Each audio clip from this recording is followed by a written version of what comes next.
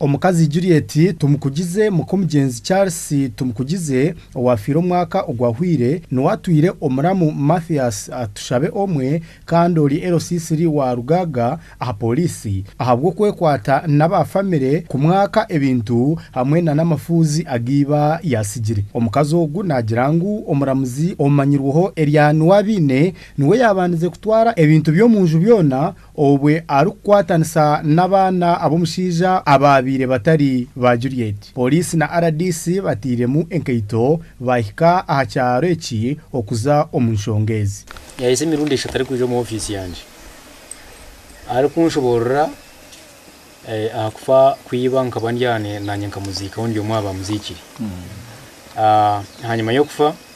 kuyizire akafunamo obuzibo butekirizangana na family generally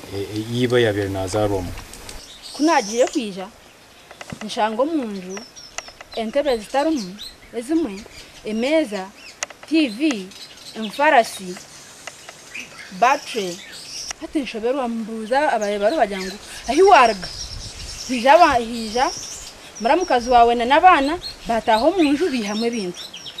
hati mbarabi nshobera. Ebyo kubyahwire Juliet nagirangu LC3 Mathias owabire asigirweho kushobora ebyo muka akabaganisa abana omungeri eyabire tari eyo bulinganiza na mnongabo abo mukazi ogu Juliet. Tachara kuri ya muhanda ashara he kibanja eco mukazi wafire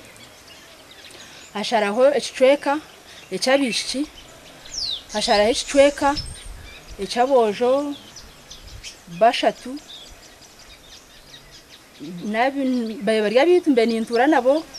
konka kinyenkubeza arambwene hata ashara he ekicweka ateki necawe n'abana bawe tujya tushitama hatangira ati signing ahandika ngo signing byakoro njyante kirungi wanyoreka ahinda akore hinda be ninkomya konkanyo ebintu nabyetegereza binguza kusayiningira bituwe LC3 ahakanisize kimwe ebigambo bya Juliet arukugira ngo iba akasigaho abana batano kandi yababaganisiza kurungi bakaturetera uburago type sisha zona ziri kushana bwa Charles ari kuragera konko mbintu bye yagira ngo nyowe ndeberere bintu nagumani amakasente nkakwaso umukade ari abantu kubaza yishumira twashumira uburago nyona yanga ngo mu ibyanje biho bindemi bwana RDC tinkwepanga kunkano runyine rumbe mbikonde hati muza kurebera yabandi munakora ki ngo nabibasa takwandwine n'urwinjiho baburutabone ngano urwinji nintoke musanzu se tinkwepanga kukanye nintoke musanzu indemire kurebera hati nze kwepanga harumo rw'abandi najya tulikinza kubasa kurebera ki kurebera ibintu.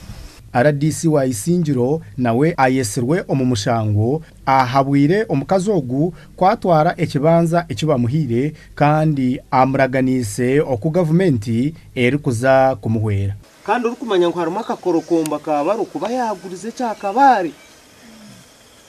turahamwe kandi urukumanya ngo akaharya kwashozara kandi yabire abahire nukwe muri tukumanya se bwo ryampa ni uko kwabakwireki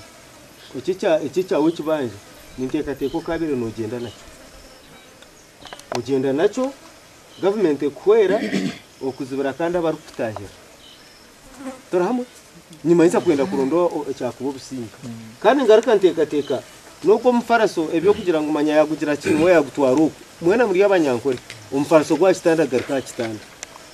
omukazi ayangana nibe mirundi yona kusibwa rwo munsi nyuma yisa bakubumba noja gamba mama kwankati point yo kuza kushanga shanga omukazi natonga no mfaraso gwiba hati ogwino munju yawe ekituku mu mfaraso umbarre mfaraso termunane nisingiro termuweza